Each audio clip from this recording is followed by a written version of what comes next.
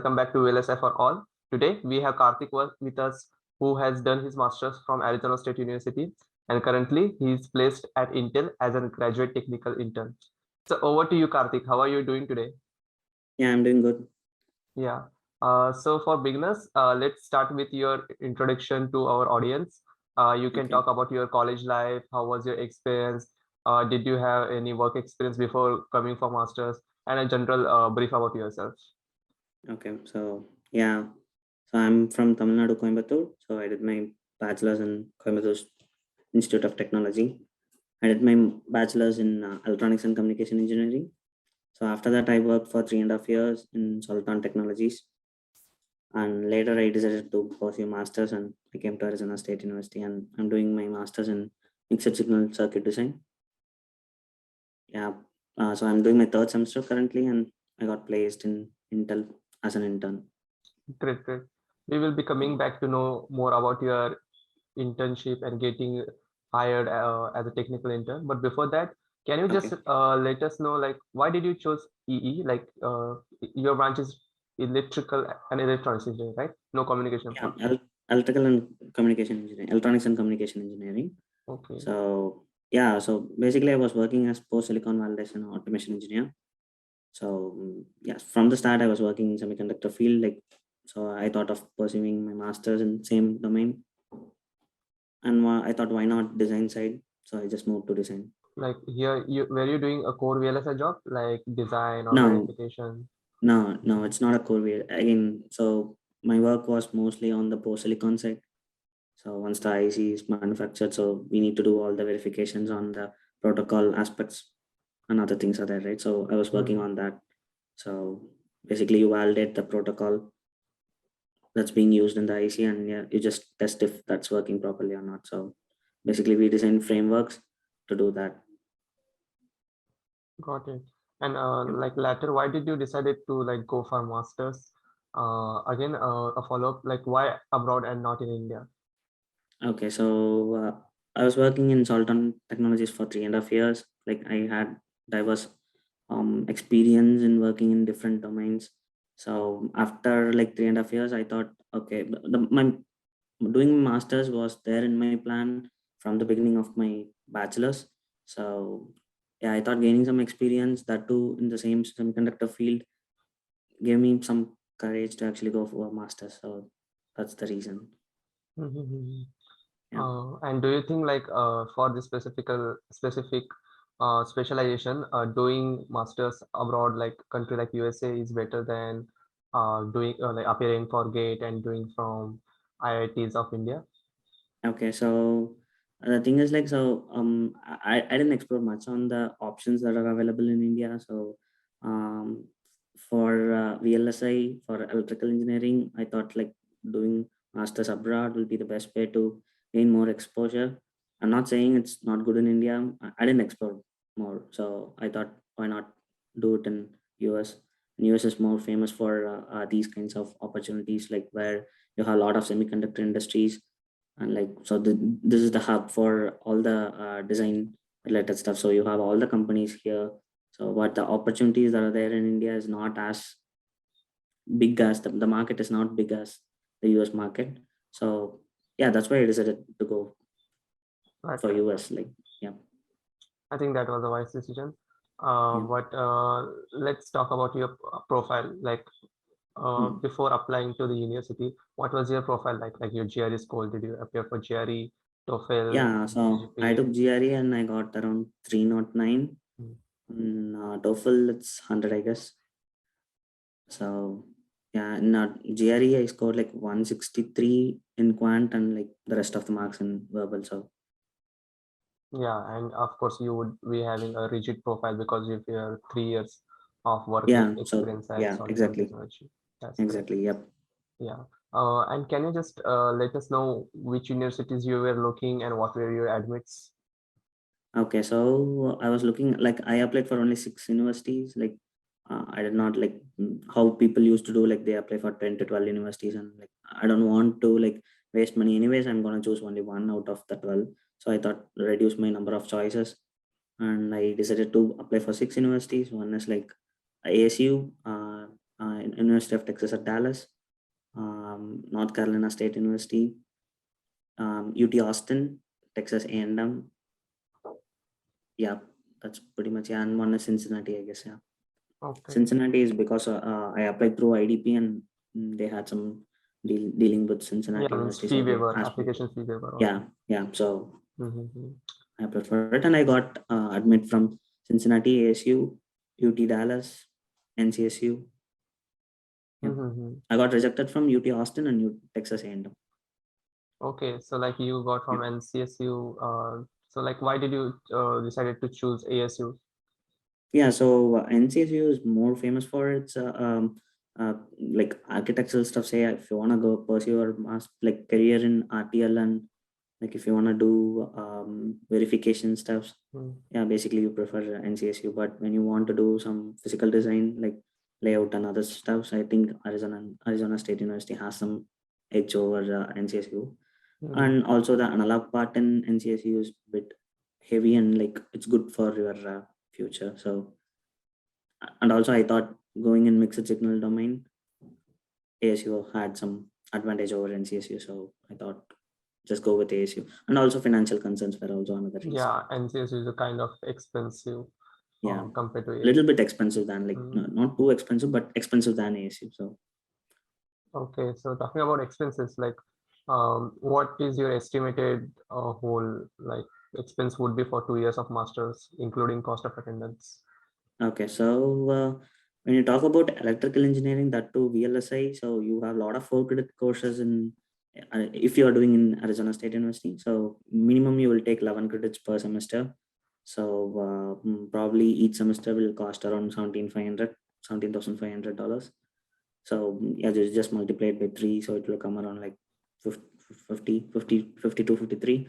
And maybe last semester you will get it like last semester you're gonna do one subject, so it's like probably once 5,000 to $6,000. So it should come around 60,000 approximately, 60,000 USD. Okay. And like living will be like, yeah, now it's becoming expensive. Like previously people used to say like Arizona is like cheaper and like when compared to California and other areas. But nowadays Arizona is becoming one key state. Like again, the student population is growing like anything. That means ASU is giving, right? So each year they are bringing in more people. So the cost of living is also increasing. So approximately it will come around like 800 per person if you are staying in a shared room. So I would say each month 800. So you can just multiply it by 24 months. That will be your cost of your living. Did you took education loan or like how are you actually Yeah, managing I took. the expenses? Like are you do part So time also, I guess? yeah, I did my part time. So I took education loan from SBI. So for my living expenses, I thought, okay, we'll do it with like I'll do some part time and like gain some like it's quite good if you are doing some part time, you'll get some motivation. Also, you are earning your bread, so Yeah, it's good to do part time, of course. Yeah. true, true. So I was a grader. Then I was a research assistant with one of my professor, and then later I got internship at Intel. So yeah. Great. So you have a lot of other opportunities as well. Yeah, you just have to explore and you need to have the mindset to do part time. So it depends on each person. So how you manage the time. It totally depends on person to person. So yeah. Right. And specifically for this VLSI domain, do you think one should gain work experience before coming for masters, or it's okay if they just apply after the graduation? Mm, yeah. So many people are coming like so new fresh graduates are coming and experienced candidates are also coming. So my personal suggestion will be like gain some experience and come here, so it'll be easy for you to like study as well as like you will gain a lot of things when you're in your professional career. So even from time management, how you manage your situation, that everything you gain in your like workplace will help you in pursuing your master's. So of course that's useful. So that too, if you gain experience in the same domain, it will be like much helpful for you. It's not going to be tough. You just have to relate whatever you did and just map it like like just a mind map you have to do to complete the courses. It's not that difficult, I would say. So gaining experience is always helpful. Yeah, yeah. And like, how was your experience for finding internships? Do you think job hunt in USA is difficult? I would say it's quite stressful, but it's not. I'm not saying it's not even possible. So it's simple. The process is very streamlined, and every companies are having their own portals. So you need to go to each and every companies and try to apply for it, and like you will get a call back. And that too, here the competition is also heavy. Like for each positions, many people will be applying. So it depends. Like so, how fast you are applying within how many days, and how is your profile? How you like portray yourself, and what projects that you are doing, what experience that you have, whether you are doing some research related stuff, or you have done some projects on your own which is not in your academic. So those are some key aspects that will help you to get some job. Mm. Like when it comes to the experience, like yeah, it's quite stressful, I would say. So because it's a long process and you need to apply to a lot of companies, and like minimum of like people, I used to hear like people applied for like 300 to 400 jobs but still not getting a call. Luckily I would say this year the market is high and every companies are like recruiting a lot. So the possibility of getting placed and getting a call is like higher than the usual. So from my experience, it's gonna be tough, but it's not impossible. So you have to put in your efforts to get a job. Right. And like getting an internship do you think it's easier than getting an actual full-time job?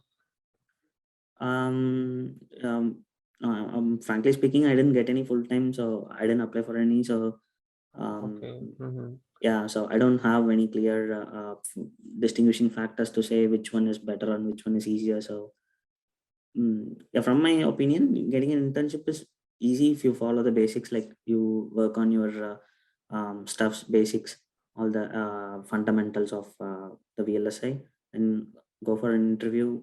It's gonna be simple. Okay. So can you just let us go through the interview process for your graduate technical intern at Intel?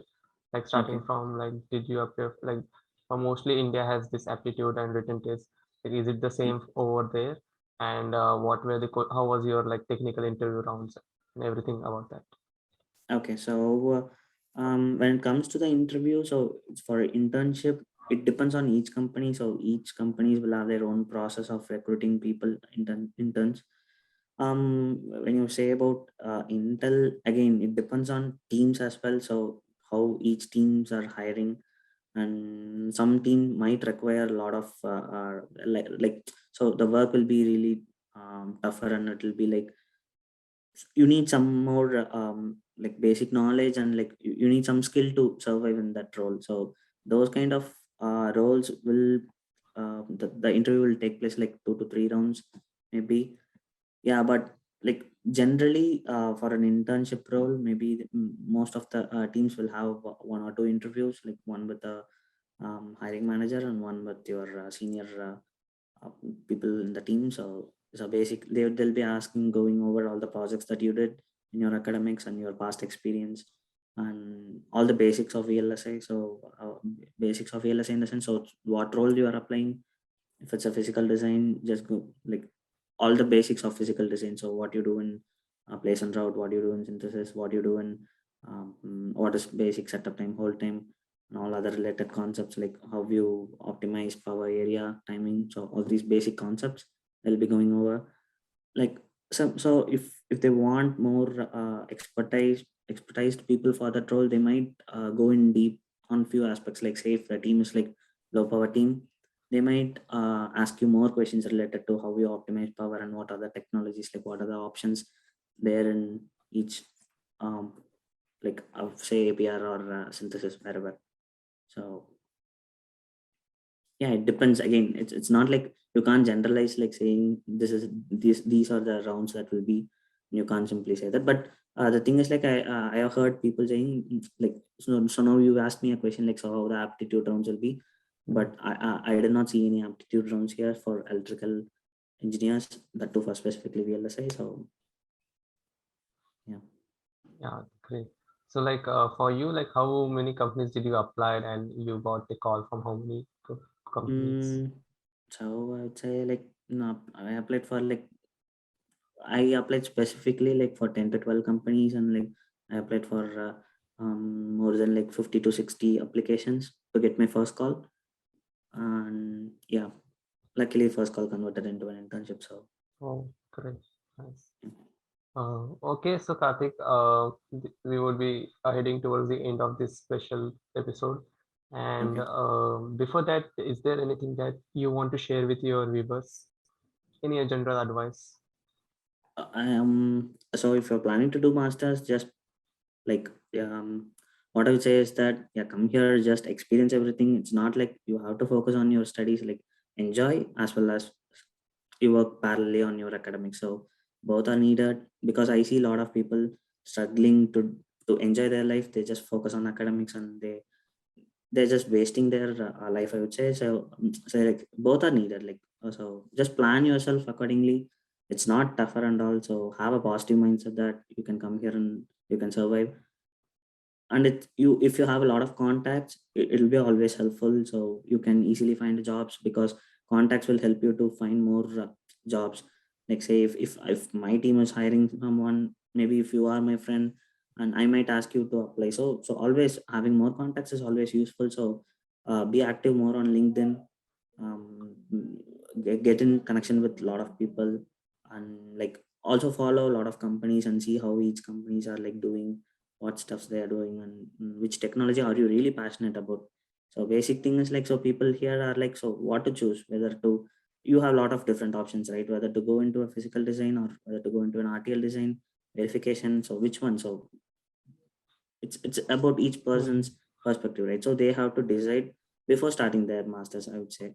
So just explore on each aspects, and like find which is your comfortable area, whether you're good in coding. So coding in the sense like whether you'll be able to survive RTL throughout your career. So which will be your career path.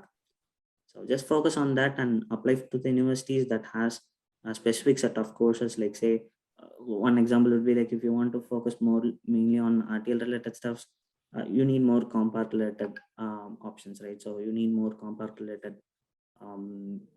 all the concepts you need to know. So Hmm. basically, yeah, choose your college accordingly. So let's say choose your college accordingly. Come here, just enjoy your life. Don't put more pressure on yourself, saying yeah, you have a lot of loan on your head. You need to get down, like you need to pay back all the loans. It's I would say it's easy.